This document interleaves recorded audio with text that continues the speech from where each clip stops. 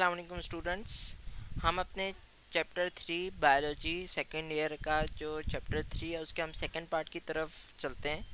Chemical coordination, हमने nervous coordination हमने cover कर लिया, हमने अब केमिकल कोऑर्डिनेशन कवर करना है।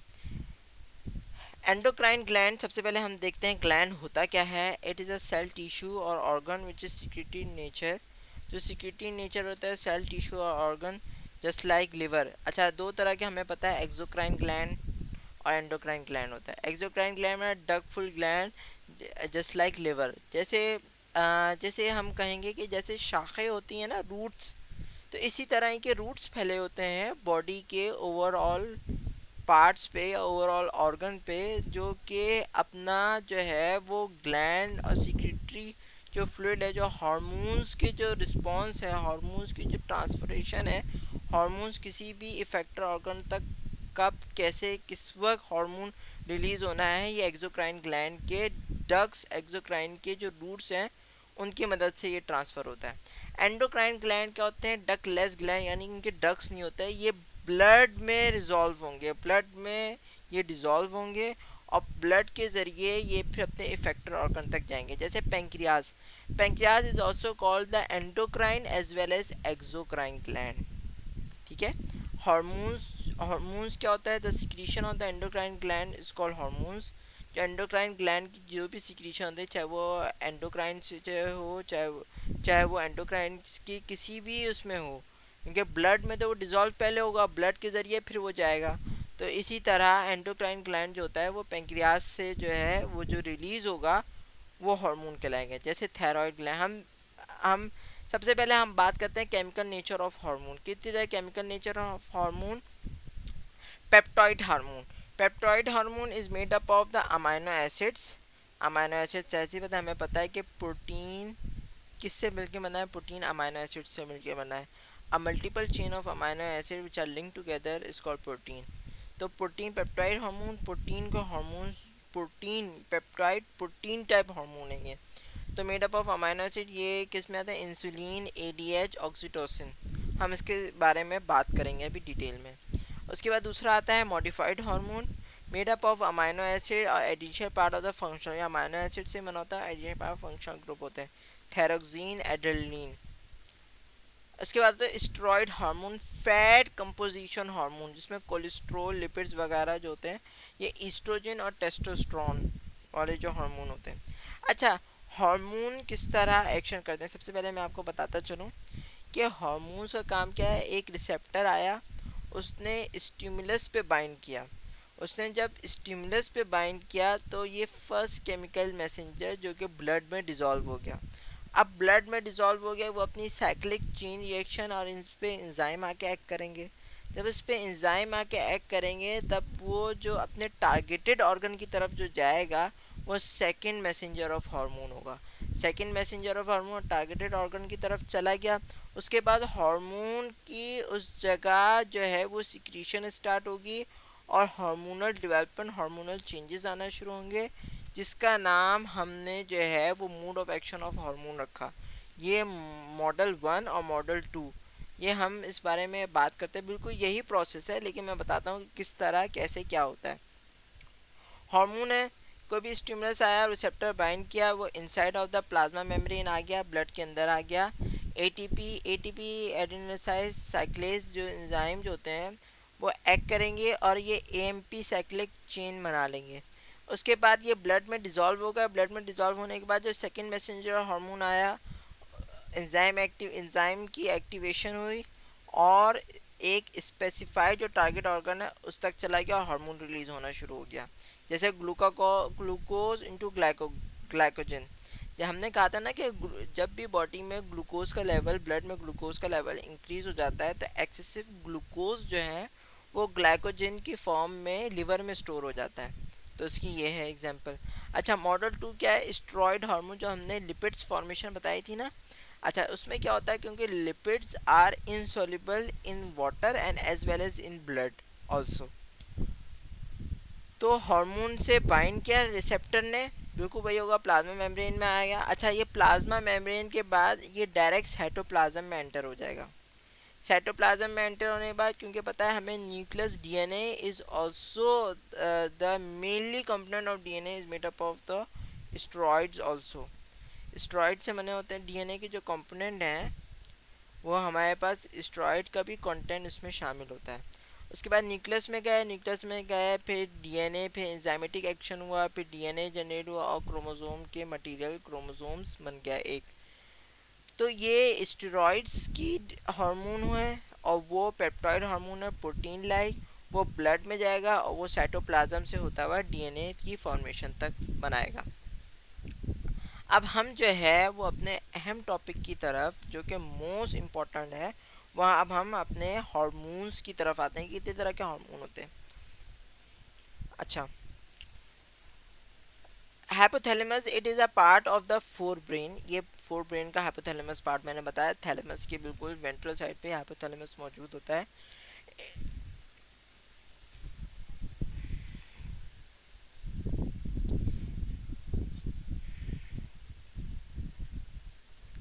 It is a part of the fore brain. अच्छा, रिलीजिंग, हाइपोथैलेमस क्या करता है, रिलीजिंग और इनहिबिटिंग द हार्मोन, ये रिलीज कराता है, इनहिबिट भी कराता है ये। एंटीड्यूटिक हार्मोन, हाइपोथैलेमस का क्या काम है, दो दो अहम इंपॉर्टेंट फंक्शन है। एंटीड्यूटिक हार्मोन जो कि वेजोपर्सिन भी कहलाता है, it absorb the water and the ions from the nephron of the kidney, ये एब्जॉर्ब करवाते हैं। उसके बाद जो है वो ऑक्सीटोसिन में हेल्प कराते हैं। ऑक्सीटोसिन का कॉन्ट्रैक्शन ऑफ यूट्रस, जो फीटल डेवलपमेंट जो होती है, एक तरीके से ये लेबर पेन कॉज कराता है। जो ऑक्सीटोसिन जो है आफ्टर द प्रेगनेंसी, जब बेबी बॉर्न होने वाला होता है, तो जो मिल्क की सिक्रीशन हो रही होती है वो ऑक्सीटोसिन क्या है, ऑक्सीटोसिन प्रोडक्शन ऑफ मिल्क है, और प्रोलैक्टिन इजेक्शन ऑफ मिल्क। अभी हम आगे चल के बात करेंगे इजेक्शन ऑफ मिल्क क्या है, प्रोलैक्टिन, और ऑक्सीटोसिन जो है वो प्रोडक्शन ऑफ मिल्क है। ये प्रोडक्शन ऑफ मिल्क कराता है, ये लेबर पेन कॉज कराता है, ये फीटल डेवलपमेंट में मदद देता है। दूसरा हमारे पास एक अहम से ज़्यादा, एक बहुत अहम है, पिट्यूटरी ग्लैंड। पिट्यूटरी हार्मोन और हाइपोथैलेमस आपस में लिंक्ड है। ये master gland of the body, ये मास्टर ग्लैंड कहलाता है, ये हाइपोफिसिस। अच्छा, जो हाइपोथैलेमस है ना, हाइपोथैलेमस के एंटीरियर साइड ना, यहाँ एंटीरियर लोब पे ये पार्स इंटेक्युलरिस पाउच लाइक होता है, वो मौजूद होता है।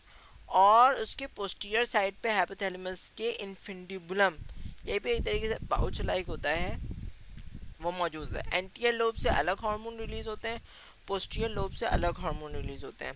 एंटीरियर लोब से जो हार्मोन रिलीज होंगे वो ग्रोथ हार्मोन होंगे, एडिनोकॉर्टिकोट्रोपिक हार्मोन होंगे, फॉलिकल स्टिमुलेटिंग हार्मोन होंगे, प्रोलैक्टिन हार्मोन होंगे और लिटिनाइजिंग हार्मोन होंगे, जो एंटीरियर लोब से रिलीज होंगे। और जो पोस्टीरियर लोब से रिलीज होंगे वो दो हार्मोन होंगे जिसके बारे में हमने बात की, एडीएच और ऑक्सीटोसिन। अच्छा, जो ग्रोथ हार्मोन है इसका दूसरा नाम सोमोट्रोपिन हार्मोन भी है, फॉर ग्रोथ हार्मोन, ये ग्रोथ कराएगा। एडिनोकॉर्टिकोट्रोपिक हार्मोन जो एडिनल कॉर्टेक्स पे, जब हम किडनी के जो एंटीरियर साइड, किडनी के जो एंटीरियर साइड होता है एडिनल कॉर्टेक्स होता है, और किडनी के जो अपर साइड होता है वो सुपरइनियल ग्लैंड होता है। सुपरइनियल ग्लैंड से पास जो एडिनल कॉर्टेक्स होता है वहाँ से एडिनल कॉर्टिकोट्रोपिक हार्मोन रिलीज होते हैं। उसके बाद प्रोलैक्टिन हार्मोन मिल्क प्रोडक्शन कराता है, जैसे मैंने बताया मिल्क की इजेक्शन प्रोलैक्टिन कराएगा, और मिल्क की फॉर्मेशन जो कराएगा वो ऑक्सीटोसिन कराएगा। फॉलिकल स्टिमुलेटिंग हार्मोन ये स्पर्म प्रोडक्शन में हेल्प करता है, ये जो है वो टेस्टिस में हेल्प कर, टेस्टिस की जो फॉर्मेशन होती है फॉलिकल स्टिमुलेटिंग हार्मोन, चाहे बताए स्पर्म की जो रिलीज होता है मेल में टेस्टिस में, स्पर्म कंटिन्यूसली रिलीज होता रहता है। फिर डेवलपमेंट ऑफ फॉलिकल भी फॉलिकल स्टिमुलेटिंग हार्मोन कराएगा। लिटिनाइजिंग हार्मोन क्या क्या कराएगा, लिटिनाइजिंग हार्मोन जो है वो एलएच हार्मोन, जो कि release of sperm, release of ovum from the follicle, ये स्पर्म रिलीज कराएगा और ओवम में से जो है वो फॉलिकल की डेवलपमेंट, फॉलिकल जो डेवलपमेंट जो होगा, फॉलिकल डेवलप होने के बाद जो फॉलिकल जो रिलीज कराएगा, जिसको हम ओवुलेशन का प्रोसेस कहते हैं, ओवुलेशन में हेल्प करेगा। और हमारे पास सबसे आखिरी हार्मोन जो होता है वो होता है thyroid stimulating hormone. Thyroid stimulating hormone जो होता है वो जो थायराइड ग्लैंड थायरोक्सिन जो हार्मोन कॉज करा थायरोक्सिन हार्मोन रिलीज कराता है। अच्छा, एफएसएच के फंक्शन क्या है? एफएसएच के फंक्शन ये हैं कि इट मिच्योर द फॉलिकल, ये मिच्योर कराएगा। The sperm production in testis, sperm production कराएगा। और it increase the oestrogen from the ovary, ये ईस्ट्रोजन फ्रॉम द ओवरी कराएगा।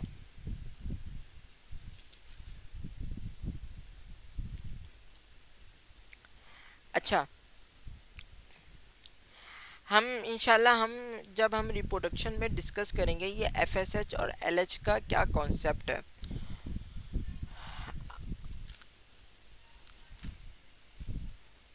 एंटीरियर लोब याद रखिएगा कि जो पिट्यूटरी ग्लैंड के जो होते हैं ना, वो तीन लोब्स होते हैं। एंटीरियर लोब से यह हार्मोन रिलीज होता है, एंटीरियर लोब का दूसरा नाम एडिनो हाइपोफिसिस है।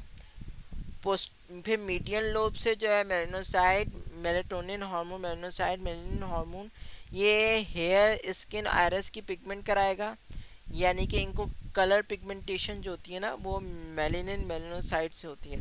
एल्बिनिज्म, हम जैसे हम हार्मोन पढ़ रहे हैं तो हम थोड़ी बहुत बीमारियों के नाम भी में पढ़ने हैं। एल्बिनिज्म क्या होता है? जो सूरजमुखी, जो आपने अक्सर सुना होगा उर्दू में, सूरजमुखी जो होता है एल्बिनिज्म, जो सनफ्लावर जो पेशेंट होते हैं, वो एल्बिनिज्म क्या होता है? मेलानोसाइट्स इनके नहीं होते, जिसकी वजह से उनका जो है वो सनफ्लावर टाइप उनका जो जो कलर हो जाता है। वो ये एक तरीके से ये एंटीरियर पिट्यूटरी और मीडियन लोब दोनों से ये हार्मोन मेलानोसाइट हार्मोन रिलीज नहीं होता। पोस्टीरियर लोब जो आखिरी है, आखिरी लोब है एंटीरियर पिट्यूटरी का, जो आखिरी लोब है पोस्टीरियर लोब, जो मैंने बताया था न्यूरो हाइपोफिसिस भी कराता है, ये एडीएच ऑक्सीटोसिन करता है। अच्छा, ये बात जो है हम आगे चल के भी पढ़ेंगे, लेकिन ये बात अभी भी समझ लें कि जो ओवरियन साइकिल से जो इमेच्योर जो फॉलिकल है वो अंदर आएगा ओवरी के अंदर, और एफएसएच जो है इस इमेच्योर फॉलिकल की डेवलपमेंट कराना शुरू होगा डे 1 में, डे 2 में, डे 4 में। जब हम डे 6 तक पहुंच जाएंगे तो ईस्ट्रोजन हार्मोन, याद रखिएगा कि जो शुरू की जो फेस होता है बिफोर 14 डे, एल एच जो एफ एस एच हार्मोन की सिक्रीशन होती है और वो ईस्ट्रोजन को डेवलप कराता है। जब आफ्टर 14 डेज, ये साइकिल 28 डेज की होती है, आफ्टर 14 डेज जो होता है वो प्रोजेस्टेरॉन जो है वो हार्मोन रिलीज होता है, और वो लुटिनाइजिंग हार्मोन को जो होता है वो जनरेट करता है। लिटिनाइजिंग हार्मोन जनरेट होता है और वो किसकी वजह से होता है? प्रोजेस्टेरॉन की वजह से। एफएसएच शुरू के दिनों में डे 1 टू डे 14 एफएसएच की मदद से ईस्ट्रोजन हार्मोन डेवलप होगा, और आफ्टर 14 एलएच की मदद से प्रोजेस्टेरॉन हार्मोन डेवलप होगा। कैसे होगा अभी देख लेते हैं, ये हमें आगे भी पढ़ना है, या हम फिर भी अभी पढ़ लेते हैं। ये देखिए एफएसएच जो है,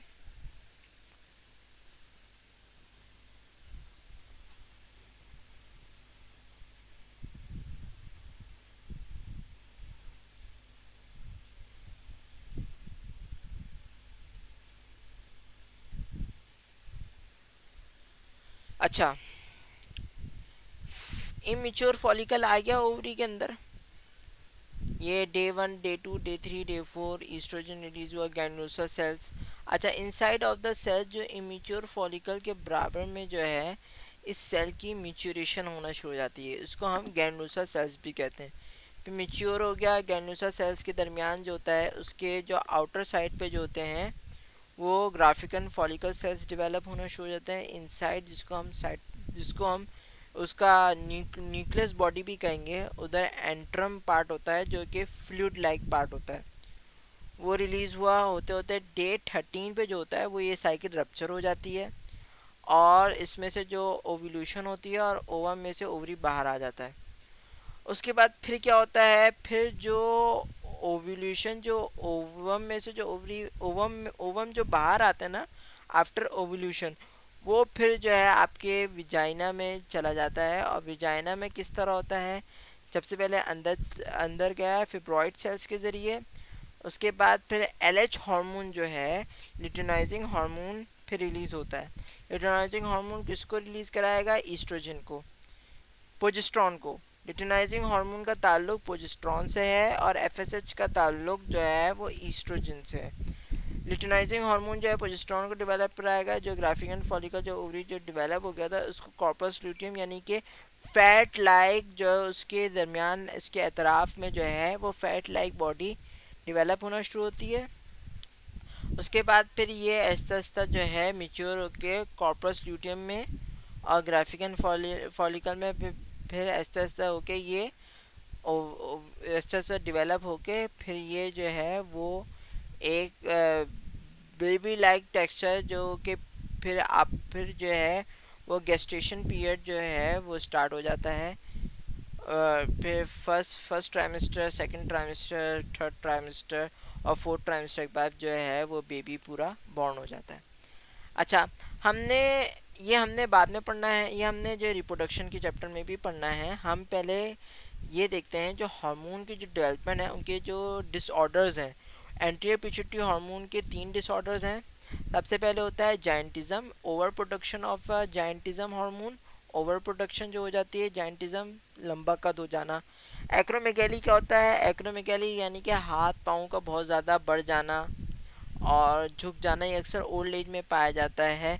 थिकनिंग ऑफ जॉइंट हो जाता है। डॉर्फिज्म क्या होता है, छोटा कद रह जाना, यानी जीएच हार्मोन जो है रिलीज नहीं हो पाता।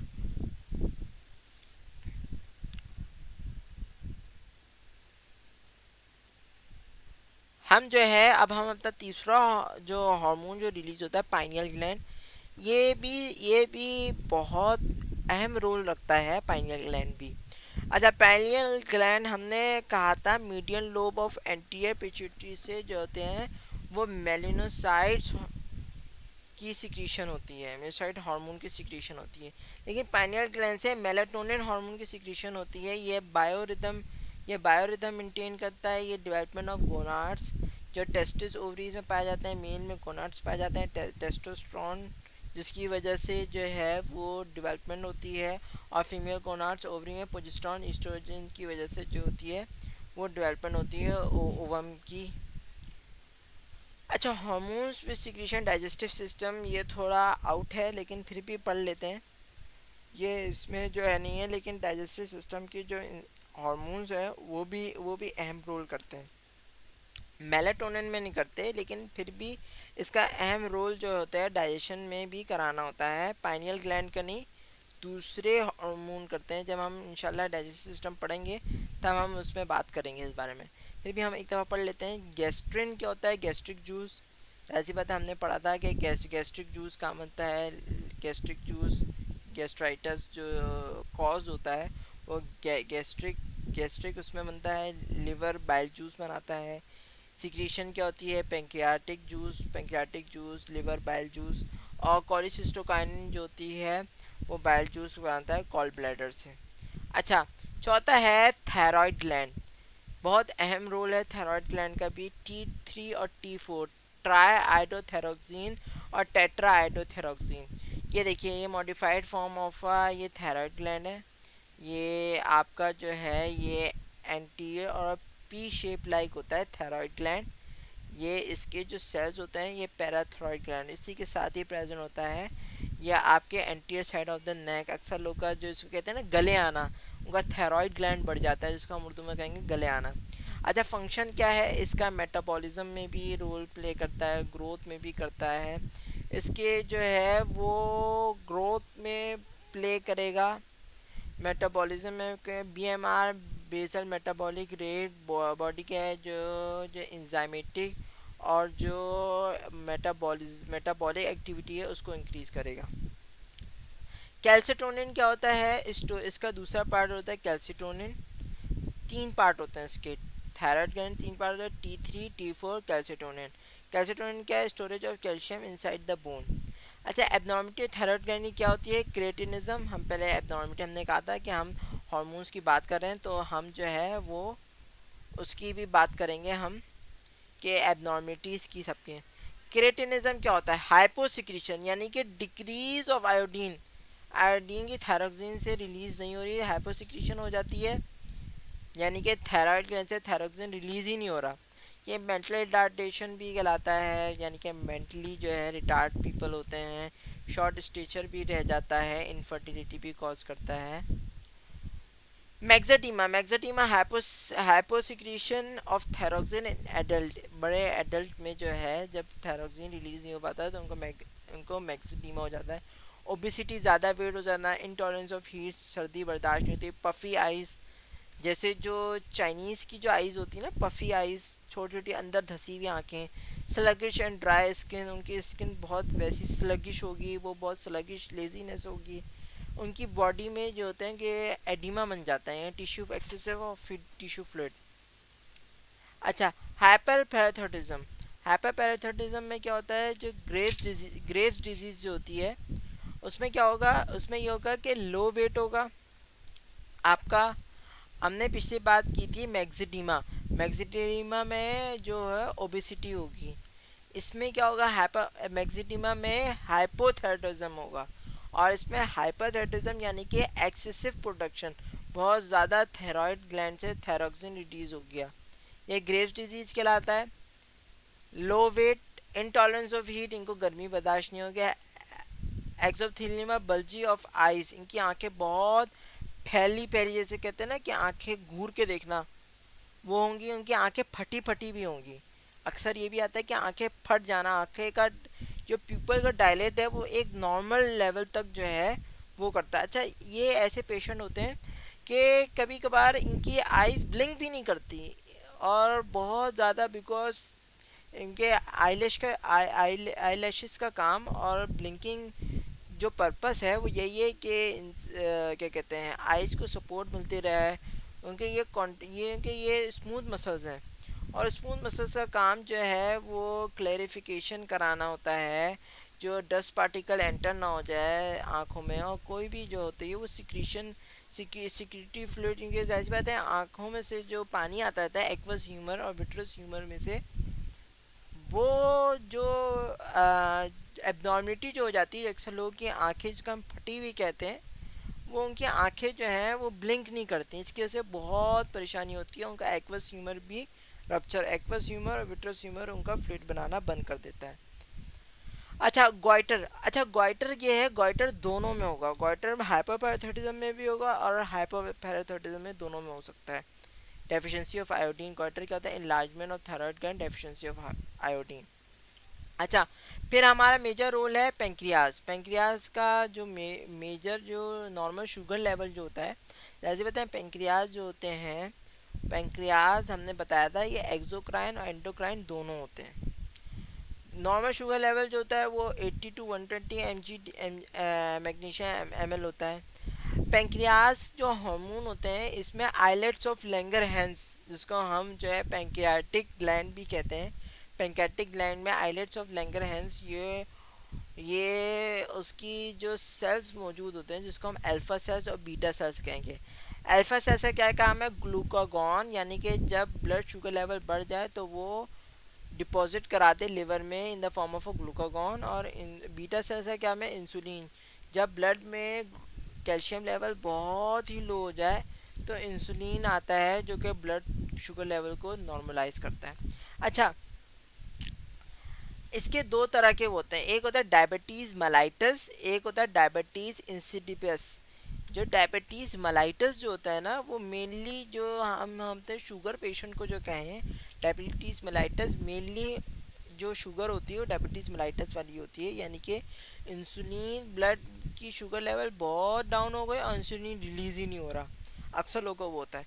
लेकिन लोगों को जो है वो डायबिटीज़ मलाइटस टाइप 2 भी, टाइप 2 दूसरा है, ये टाइप 1 है और टाइप 2 दूसरा है, यानी कि ग्लूकागॉन ही रिलीज़ नहीं, ग्लूकागॉन इंसुलिन दोनों ही रिलीज़ नहीं हो रही, तो ये टाइप 2 में आता है। डायबिटीज़ की भी type 2, type 1, type 1 B, type 1 A, अलग अलग टाइप्स हैं। अच्छा, इसमें ग्लूकागॉन में क्या होता है, एडीएच, डायबिटीज इंसिपियस, यानी कि वाटरी सिक्रीशन जो है बढ़ जाती है, जो अक्सर जो शुगर पेशेंट कहते हैं कि उनको जो है वो यूरिन की जो प्रोडक्शन है, यूरिनेशन का प्रोसेस उनका बहुत इंक्रीज़ हो जाता है, और उनके जो टेस्टिस हैं वो मिक्चुरेशन जो यूरिन रिफ्लेक्स है उसको कंट्रोल नहीं कर पाते, इसकी वजह से उनके यूरिन भी बहुत जल्दी पास आउट हो जाता है। अच्छा, हम अपने छठे हार्मोन की तरफ चलते हैं, adrenal gland, adrenal cortex, steroid hormone. हाँ, इसके तीन पार्ट हैं, एक है एड्रिनल कॉर्टेक्स, एक है एल्डोस्ट्रॉन, एक है androgens. Aldosterone and adrenal cortex जो स्टेरॉयड हार्मोन है वो कोर्टिसोल रिलीज करता है। It is responsible for the hydrolysis of the muscles protein, ये मसल्स प्रोटीन बनाने में काम आता है। It reduce the inflammation, it reduces the pain, metabolism of carbohydrate is increase cortisone, metabolism carbohydrate inside the cortisol, तो corticosterone और cortisone release हो गए। अच्छा, 4 तरह के सिम्टम्स इन्फ्लेमेशन के ज़्यादा सिम्टम होते हैं। एक होता है कॉलर, हीट, एक होता है रॉबर, रेडनेस, एक होता है ट्यूमर, स्वेलिंग, एक होता है डॉलर, पेन। जैसे पता डॉलर जब जाते हैं तो पेन होता है, तो उसे डॉलर पेन है। एल्डोस्ट्रॉन, एल्डोस्ट्रॉन क्या होता है? Aldosterone reabsorption of sodium ion inside the nephron, यह एल्डोस्ट्रॉन कहलाता है। सोडियम आयन की रीअब्जॉर्प्शन हो गई फ्रॉम द नेफ्रॉन, ये एल्डोस्ट्रॉन रिलीज करेगा। एंड्रोजन क्या है? It is similar to the testosterone, ये टेस्टिस, टेस्टोस्टेरोन में होता है testis male secondary character increase होता है, जैसे कि मसल्स का साइज बड़ा हो जाना, आवाज़ का भारी होना, बियर्ड आना, यानी कि हेयर आना, बियर्ड आना, मूछें आना, दाढ़ी आना, ये सब जो है वो टेस्टिस की मदद से होते हैं इन मेल टेस्टोस्टेरोन। उसके बाद हम इसके पार्ट ए हमने कहा था कि एड्रिनल कॉर्टेक्स से, एड्रिनल कॉर्टेक्स से 3 रिलीज होंगे, कॉर्टिसोल, एल्डोस्ट्रॉन और एंड्रोजन। पार्ट बी इसका एड्रिनल मेडुला है। एड्रिनल मेडुला जो मैंने पहले बात डिस्कस की थी कि एड्रिनलिन, नॉन एड्रिनलिन, जो एपिनेफ्रिन, नॉन एपिनेफ्रिन जो होता है वो हम इंशाल्लाह इसमें डिस्कस करेंगे। Modified form of amino acid hormone जो होता है, modified form of amino acid hormone कहलाता है ये, अमाइनो एसिड की मॉडिफाइड फॉर्म है ये adrenal medulla.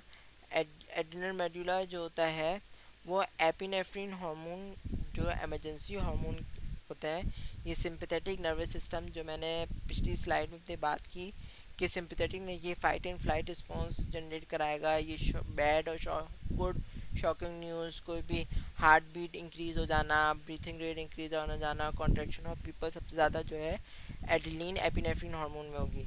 Non adrenaline non epinephrine hormone क्या होगा? Sustain the blood pressure, blood pressure sustain करेगा, ये रेस्ट एंड डाइजेस्ट कंडीशन है।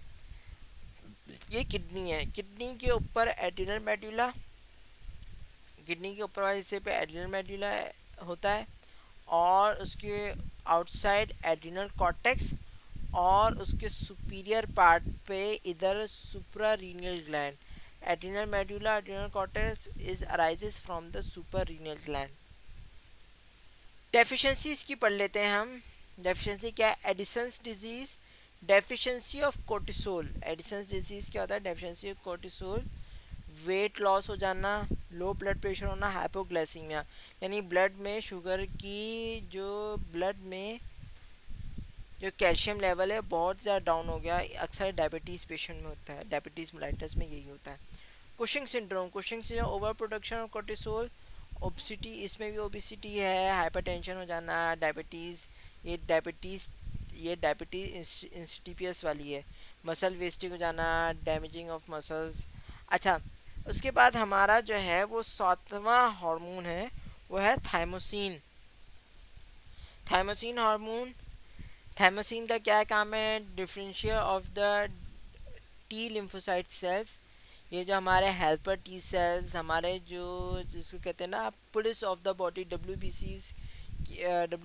की जो टाइप्स होती हैं वो टी लिम्फोसाइट सेल्स की जो कैटेगरी में आता है।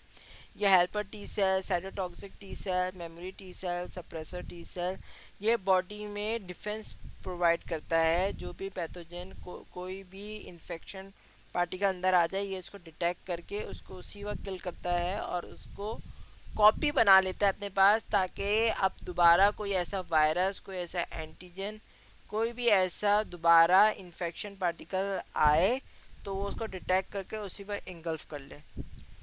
उसके बाद हमारे पास आता है पैराथायरॉयड ग्लैंड। पैराथायरॉयड ग्लैंड क्या होता है? Parathyroid gland absorption of the calcium ion from the nephron of the kidney.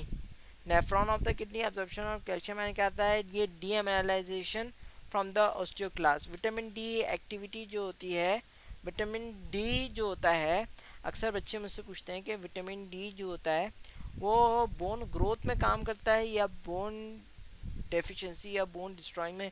Vitamin D दोनों में काम करेगा। बोन डिस्ट्रॉय एक्टिविटी में भी काम करेगा, बोन फॉर्मेशन एक्टिविटी में काम करेगा।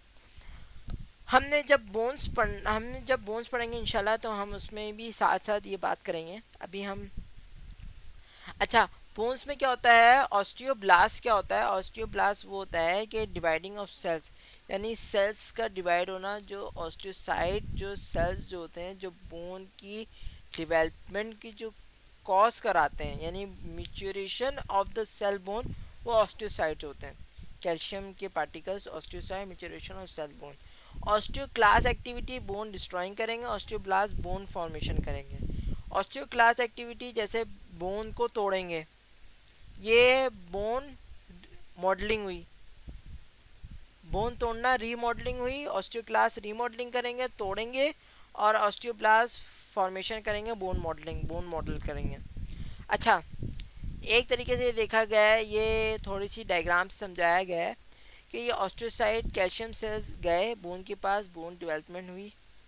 फिर जो है पैराथायरॉयड हार्मोन से डीमिनरलाइजेशन विटामिन डी हार्मोन की मदद से बोन टूटना शुरू हो गए, ऑस्टियोक्लास्ट एक्टिविटी बढ़ गई।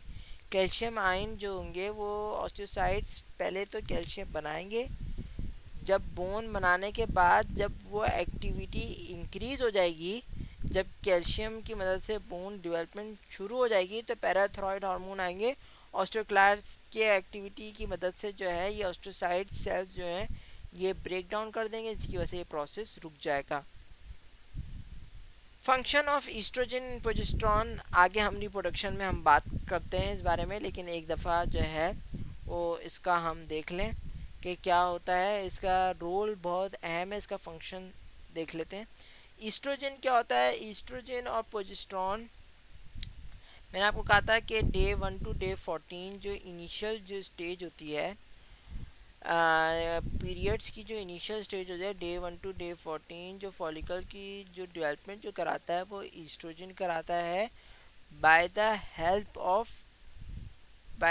Of FSH, follicle stimulating hormone. Graafian follicle की डेवलपमेंट वो सब कराएगा। आफ्टर द ओव्यूलेशन, जब ओव्यूलेशन ओवम के बाद रिलीज हो जाएगा, जब ओवम ओव्यूलेशन के बाद जो ओवम की डेवलपमेंट होगी, उसकी जो मेचुरेशन होगी, उससे जो सेल्स आगे मज़ीद जो रेप्लिकेट करेंगे वो जो कराएगा वो LH hormone bye the help of progesterone hormone की मदद से करवाएगा। जो हम डे 28 जो साइकिल जो डेवलप होगी, जो हम जिसको कहेंगे कि भाई एक सेल्स जो है वो आ गया बॉडी में, फीमेल बॉडी में, जिसकी वजह से अब जो है वो बेबी की जो मेन जो कॉज है, जो डेवलपमेंट की जो सेल्स हैं, जो इसकी वजह से रिप्रोडक्शन प्रोसेस जो मेन कॉज करेगा और जो रिप्रोडक्शन का जो मरहला है जो आगे बढ़ेगा, वो उस स्पर्म रिलीज़ हुआ और स्पर्म ने ओव्यूलेशन कराई, जैसे ओवम बाहर आ गया और वो फिर मदर की बॉडी में मदर की बॉडी में अंदर जाके जो है वो मज़ीद डेवलपमेंट जाएगा, और वो आफ्टर 28 बाद जो है वो फिब्रॉइड विजाना में जाएगा, प्लासेंटा में जाके जो अपनी जो ट्राइमेस्टर्स कंप्लीट करके आफ्टर 9 मंथ जो है वो बाहर आ जाएगा।